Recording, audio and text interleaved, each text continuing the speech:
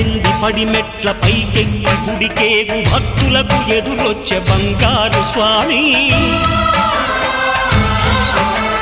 ఇరుముడులు స్పృశించి శుభమనుచు దీవించి జన బృందముల చేర జగమేలు స్వామి తన భక్తులొనరిల్చు తప్పులకు తడబడి ఒక పక్క ఒరిగెన ఓంకారమూర్తి